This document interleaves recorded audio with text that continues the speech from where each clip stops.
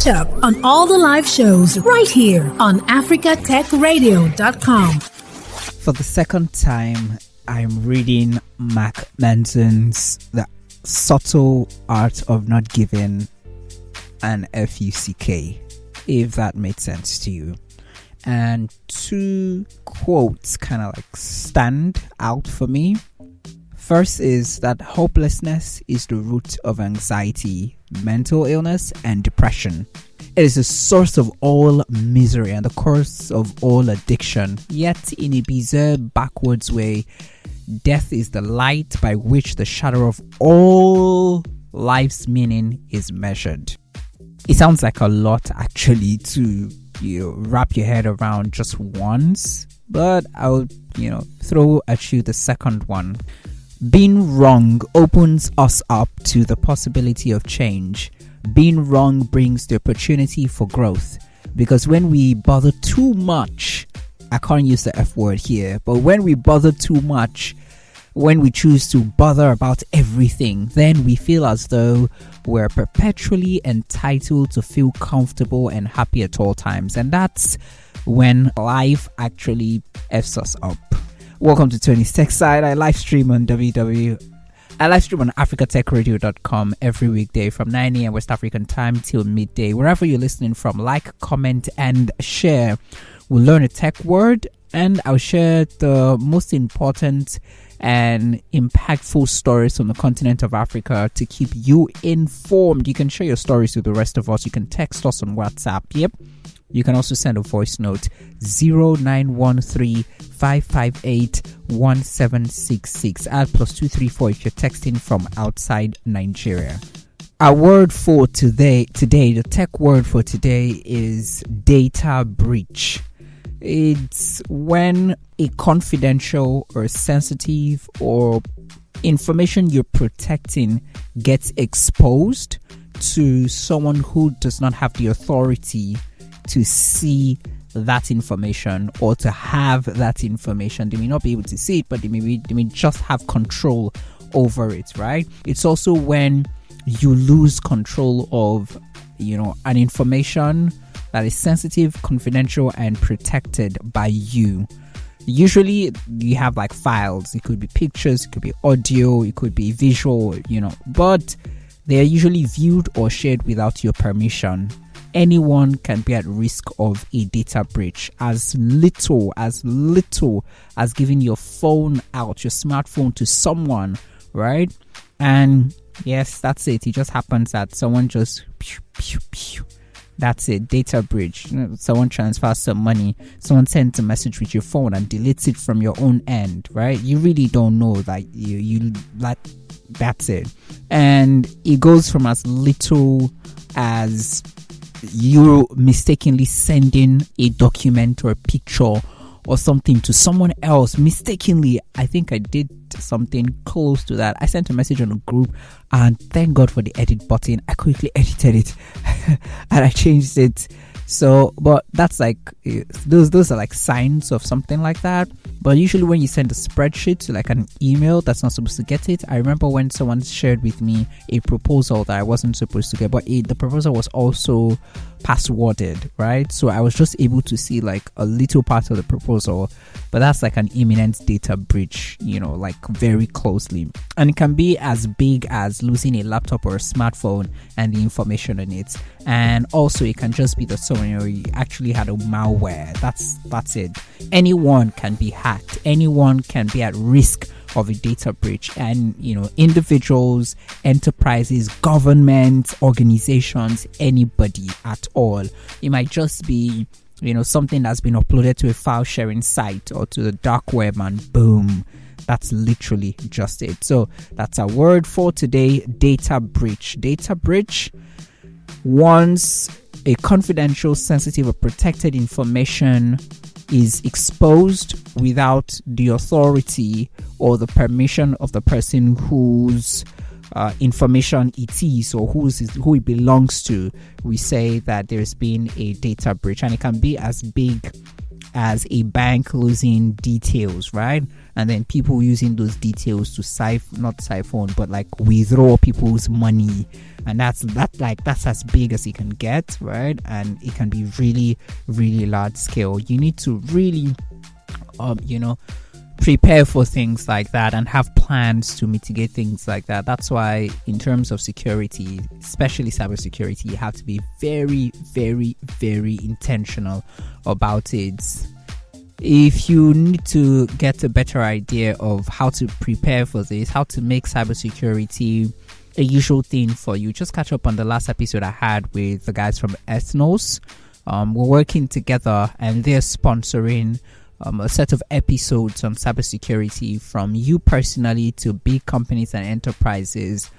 How you can get better prepared, how to mitigate, the trends that have shaped 2023 and the trends that are most likely shape 2024. So just go on the website africatechradio.com or search for Africa Tech Radio on Google Podcasts and Apple Podcasts, wherever you listen to your podcast from, everywhere including YouTube. Just search Africa Tech Radio and binge on everything cybersecurity that we've been doing for a while now. Yes, you can type GRC, governance, risk and compliance, as an everyday business as usual method or approach or procedure. And please just stay safe. You can also check us out on Instagram, yes, at ATech Radio, on Twitter and Facebook at Africa Tech Radio, and you'd also find tips to staying safe, especially this period, this month of October, Cybersecurity Month. At every point, every time, make it a culture, make it something you live and breathe. If you work in tourism or anything around tourism, anything around that sector, you need to listen up, because Airbnb has announced a $500,000 fund to support inclusive and sustainable tourism growth in Africa. So if you have anything whatsoever, a business, a job, a role, partners within the space, you need to actually get your ears up. This announcement was made at the Africa Travel Summit that just held in Joburg, South Africa.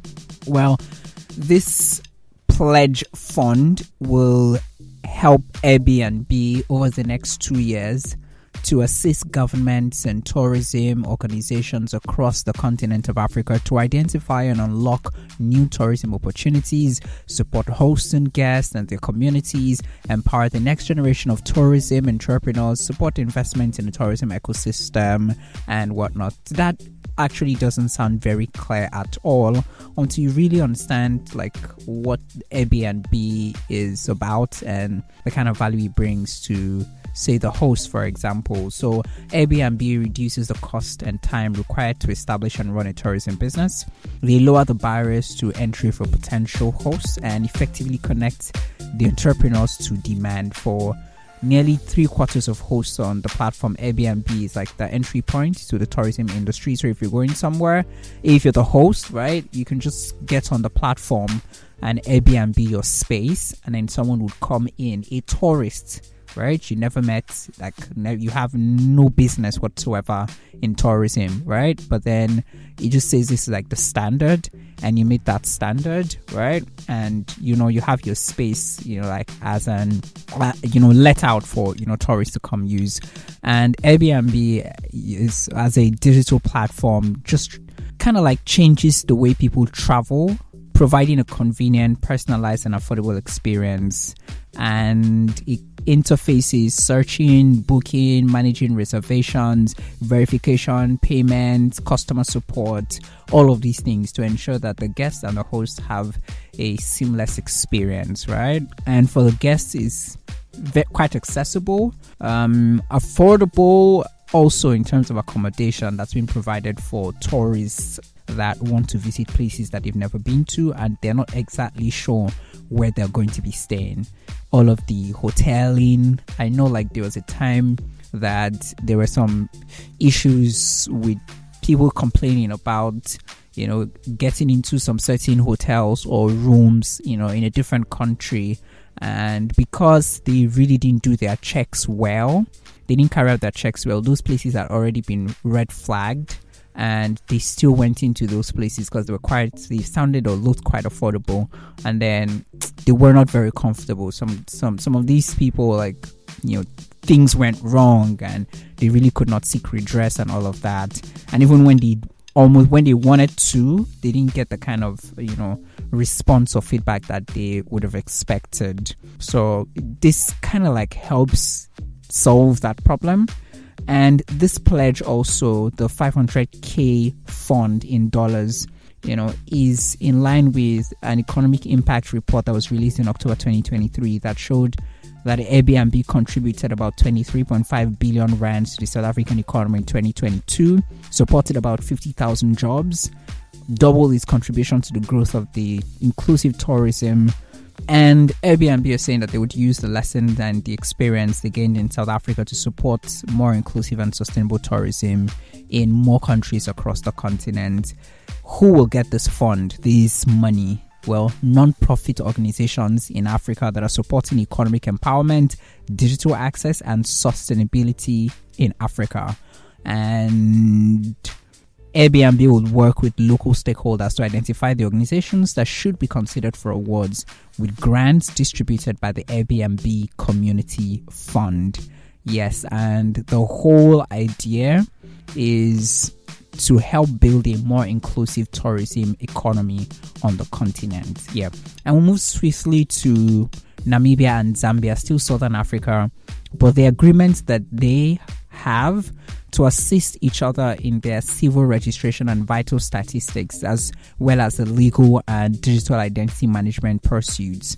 Earlier in 2023, Namibia introduced a bill in parliament that aimed at revising the civil registration and national identification systems in order to meet some of the exigencies of the changing times. And Zambia launched a biometrics enrollment drive for its new digital ID system in 2022. Everyone seems to be moving towards the digital biometric way. That's what everyone seems to be headed towards.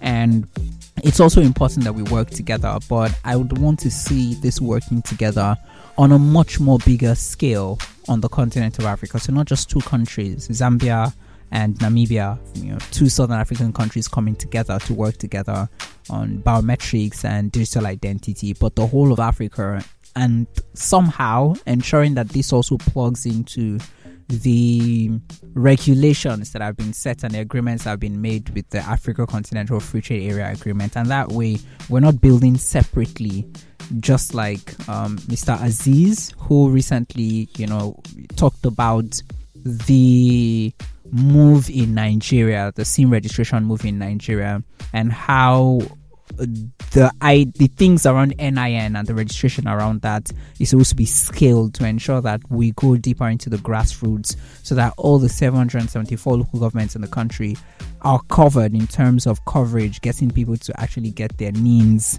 and be registered and known by the government, and the government has these data and they can scale it for whatever needs that the country has. It's not just having these things, but integrating all of the data points that we have to ensure that we don't just have, data that is, segregated here and there and not in one particular place, or data that we cannot merge, and we can use all of these data for something that's better, something that is good for every other person in the country. Well, Mauritius is also bringing in registration for new cards and re-registration for existing SIM cards. In 2021, Nigeria made this move. In 2022, Ghana made the same move. The aim of the exercise, according to the government in Mauritius, is to ensure that every SIM card subscriber has their SIM card duly registered under the identity. And the ruling that applies to this means that anyone that's going to get a new SIM card would have to get it from a local service provider. If you're a citizen, if you're not a citizen, if you're visiting as a tourist, if you're a corporate body and you need a SIM card, if you're a public body, an organization, a business, even if you're under diplomatic mission, diplomatic corps, you would need to be registered, and it will only be done by service providers when you are getting the new SIM card. So you don't get it and come back for registration. But then for re-registration, on the other hand, right, service providers will just collect, verify, and record the information of existing SIM card holders. And you can do this if you're in Mauritius by visiting the service provider, your service provider, or their showrooms, or you can also do it online. Now, this process is supposed to start on the 31st of October 2023 and end on the 30th of April 2024. And they have said that all service providers will deactivate any unregistered SIM card after the date. The same question I asked when Nigeria issued this same announcement. December 2021, if I remember clearly, but they kept moving that date and I don't think it ever happened. Is this April 2024, deactivation realistic? Ghana and Nigeria have tried and they found out that keeping to SIM registration deadlines aren't exactly as easy as you think, because people will take you to court. Governments would have to reconsider. People will protest. People's monies are tied to these things. However, Mauritius has just 1.2 million in terms of population, and Nigeria has like a lot more, like way more. Ghana has more too, and well, maybe the 1.2 million might just be like easier to get done with, less difficult than what happened in Ghana and what happened in Nigeria. And the same month of October 2023, a new bill was announced that meant that when it's passed into law, users of SIM cards in Burkina Faso, right? Users of SIM cards in Burkina Faso will be able to hold not more than 2 SIM cards from one mobile provider. And in addition, the sale of SIM cards will only be permitted in approved agencies and point of sale. So no longer buying SIM cards from just anywhere. These are like the top biometric and top digital identity news on the continent. Yes, as I speak to you, the Pope says that your children should learn coding. You must be feeling blessed. Yes.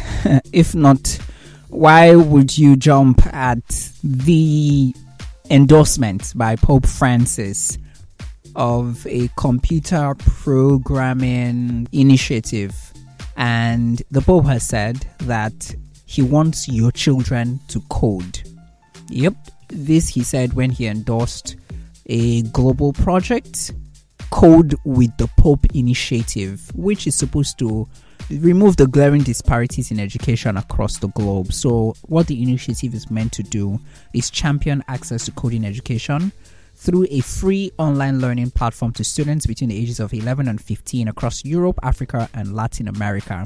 It will be about 60 hours of dedicated learning, and children will be equipped with the basics of Python. Yes, one of the world's most popular coding languages. And programming skills have become as fundamental as reading and writing, especially in the digital age. World Economic Forum data released in 2023 shows that the majority of the fastest growing roles are technology-related roles. Well, you know better. However, there's like a severe global shortage of tech skills that would mean that we may have about 85 million job positions that are left unfilled by 2030 if we do not fix this particular shortage of tech skills. And since a large percentage of people in the world they tilt to one religion or the other, tilt to one belief whatsoever, where this was launched originally is in Poland. That's where one of the recent popes, I think Pope John Paul II, I think he's Polish, and that population is a large percentage identify as Catholic. And a 33-year-old millionaire, Mr. Mironuk, has said that getting the endorsement of the Pope to push coding to children between the ages of 11 to 15 across the world, not just in Europe, but in Africa and Southeast Asia, will be something that would be exceptional for the adoption of tech skills, especially parents making it, open for their children to actually get on this train. This program will be available in 3 languages or 4: Spanish, English, Italian, and Polish. This is not the first time the Pope is actually encouraging young people to get into coding, because at a point he helped write a line of code for a UN initiative in 2019. But it's actually good that we're seeing religious leaders, global religious leaders, lend their voice to things like this and lend their voice to what the next wave of things would be or will look like. Something else that's really good to note, and I think this would be like on a closing note, is Ethiopian born scientist Gebia receiving National Medal of Science, which is the highest state honor attainable by scientists in the United States of America. He got this from the United States President. He received this from the United States President Joe Biden, and it was for his outstanding contributions to the science of plant genetics. I know someone who's studying genetics, plant genetics to be precise. The first time, she said she's in France now. The first time she moved from China to France. The first time she said, I think she's doing her PhD or something. The first time she said, I'm studying genetics. And I'm like, hold on. You're going to be part of the people that would be messing with our genes, right? Like, come on. And she's like, oh no, I have nothing to do with humans. I'm doing plant. And I'm like, oh, okay, tell me about it. Like, I know we used to in biology then do, crossbreeding and all of those things, that the basics, the very basics of it, right? And I used to be wowed and thrilled at how, we were able to crack that, right? But then it's a world that's just in front of us. He's acclaimed as one of the world's leading plant geneticists. That's Ethiopian-born scientist Gebia. In 2009, he won the prestigious World Food Prize for developing a sorghum hybrid that is resistant to both drought and the parasitic weed trigger. And this trigger is common, in Africa because it invades farms on the continent. By the way, if you didn't know, sorghum is the 5th most important cereal crop globally, after maize, wheat, rice, and barley. Some people only know one of the things I've mentioned here. Some people know either maize, or just rice, or just wheat, or just barley. But sorghum, 5th most important cereal crop globally. And some people actually live on cereals. Now, that being said, it's also the 2nd most important cereal in Africa. And it has been embraced as a staple by several countries on the continent, especially those that are prone to drought. And seeing that for the past decade, 1 year or so, we've had instances, we've had examples, we've had, very catastrophic droughts that have happened on the continent due to climate change. And if he has gotten something, that would stay against droughts, like that would withstand drought, then it means that we actually have something good, on our hands. He has also received, a National Hero Award from the Ethiopian government just immediately after he received the World Food Prize in 2009.